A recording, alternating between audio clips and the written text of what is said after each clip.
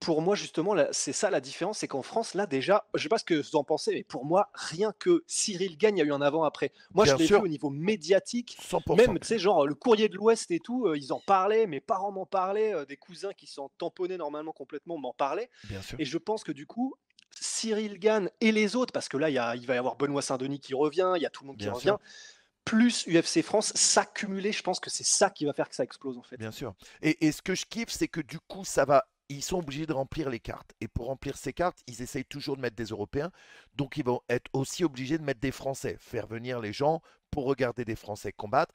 Mais du coup, ça va ouvrir une porte à ces Français, pas que pour l'UFC à Paris, mais aussi pour des events ailleurs que. Et du coup, ça va créer un plus gros engouement. Ça va faire monter des noms dans l'UFC qui peut-être ensuite vont faire venir plus de dieux français sur le MMA. Ah bah, c'est sûr et Ouais, certain, non, hein. non.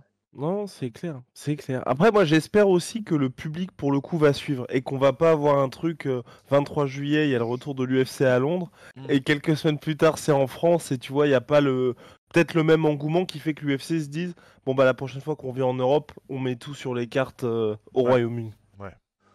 Ah, ça me ferait flipper. Après, je pense pas quand même parce que je me dis, je peux que raisonner par rapport à ceux auxquels on a été, mais que ce soit le tout premier qu'il y a eu, c'était, auquel on avait été, je crois, c'était le MMAGP, Guillaume, Ouais, et ouais, ouais, c'était une ambiance de ouf, c'était une petite salle, c'est mais la ambiance de folie. ouf.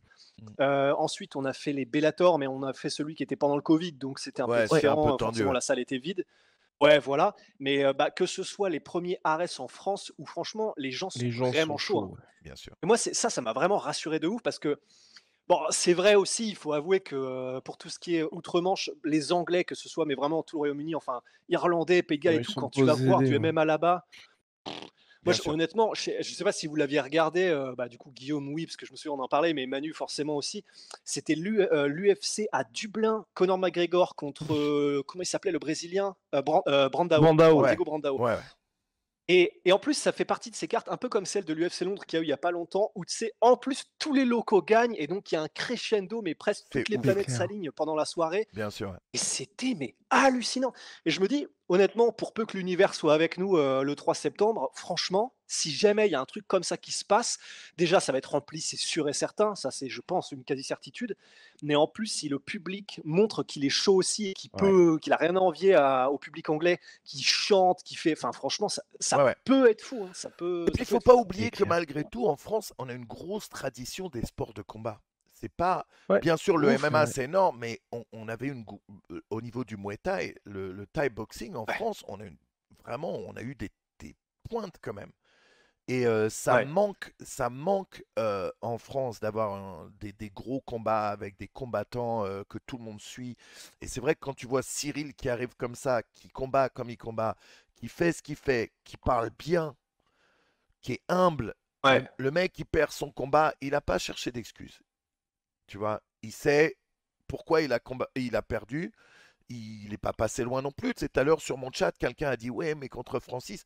Eh, les gars, faut pas oublier que les deux premiers rounds pour les juges, c'est lui qui les avait pris. Ouais. Ouais. Il lui Ouais, manquait ouais. qu'un seul round.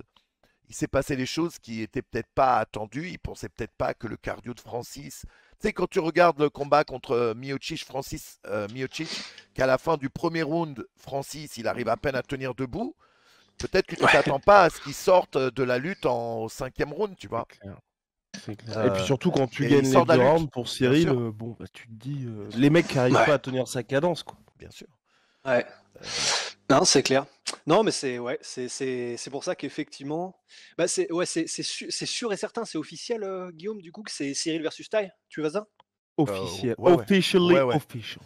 Tai Oh Jesus Tuivasa qui est Christ. vraiment un showman, quoi. Tout le monde le kiffe. Maintenant, Ouais, c'est un combat dangereux, mais c'est pas la première fois que Cyril va combattre contre un mec Oui. dangereux comme ça.